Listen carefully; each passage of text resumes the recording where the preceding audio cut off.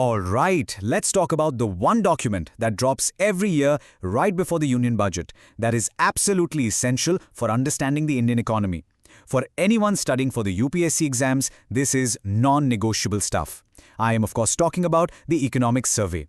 So today, we're going to decode the 2026 edition and pull out all the key insights you need to know.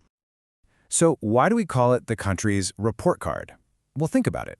This isn't just a boring list of numbers. It's the government's official story of our economic journey over the last year. You know, the wins, the setbacks, and what we learned along the way. And look, if you want to have any idea where we're going, you first have to understand the story of where we've just been. Okay, to make this all super clear, we've broken it down into 5 parts. First, we'll define what the survey actually is. Then, we'll take a quick trip back in time to see its history. We'll find out who puts it all together, then dive into the most important part, the key numbers for 2026. And finally, we'll wrap up with a solid strategy for your exams. Simple as that. Right. Section 1, India's report card. So, what is this thing really? Here's the best way to think about it.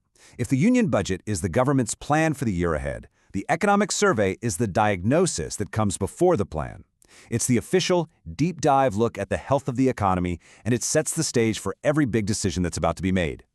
And the key word you gotta remember is analysis. This survey isn't about gazing into a crystal ball to predict the future. Nope, it's all about understanding the past.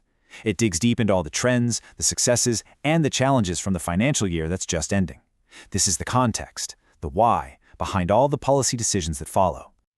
But you know, this document wasn't always the big standalone deal it is today. To really get why it's so important, we need to look at its history. And what's cool is that its history kind of mirrors the evolution of how we've approached economic policy in India itself. So the whole journey started way back in 1950-51.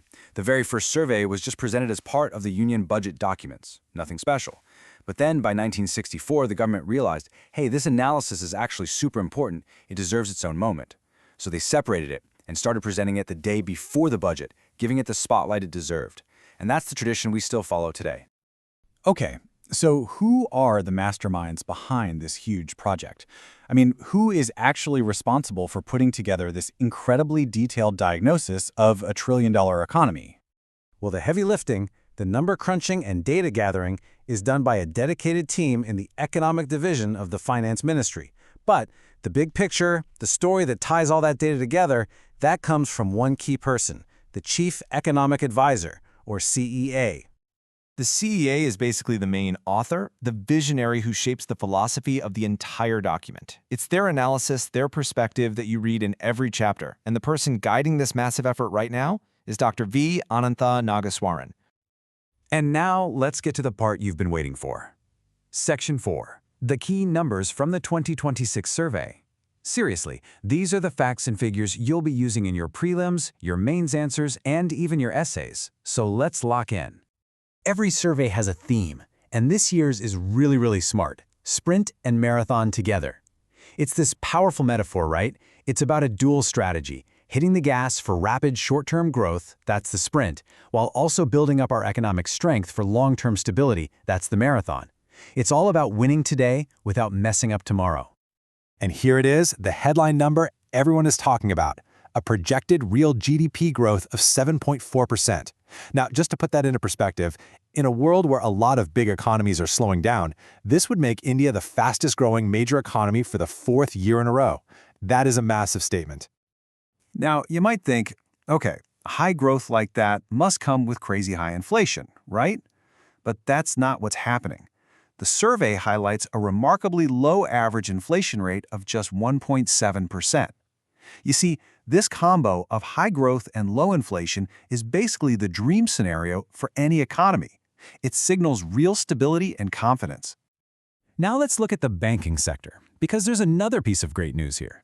Non-performing assets, or NPAs, which are basically just the percentage of bank loans that have gone bad, have dropped to a multi-decade low of 2.2%. So why does this matter so much? Simple.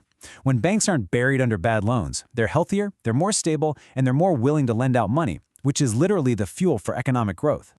And finally, let's talk about India's shield against global problems. Our foreign exchange reserves have hit a record high of over $700 billion. This isn't just some number on a screen. Think of it as our country's financial insurance policy. It's a massive safety net that protects our economy from global shocks, like a sudden spike in oil prices or an international financial crisis. Okay, so we've covered the what, the why, and the who. We've got the key numbers. But for you, I know the most important question is, how in the world do you actually use all this to score well in your exams? So let's break down a winning strategy. First things first, please do not confuse the survey with the budget. It's such a common mistake. Just remember it this way. The survey is analytical. It tells you what happened and why. The budget is about spending. It tells you what the government will do with its money. One is the diagnosis, the other is the prescription. Got it? All right, this slide right here is your golden ticket for prelims. No, seriously, take a screenshot of this. It's got all the key facts we just went over. The history, who writes it, the theme, and that all-important GDP number. It's absolutely perfect for that last-minute revision. So here's your game plan. For prelims, you just need to know the headline numbers: GDP, inflation, NPAs. For your mains GS3 paper, you need to weave these data points into your answers to make your arguments stronger. For example, if you're writing about banking reforms, you have to mention that multi-decade low in NPAs. For the essay, that sprint and marathon theme is perfect for talking about India's development path.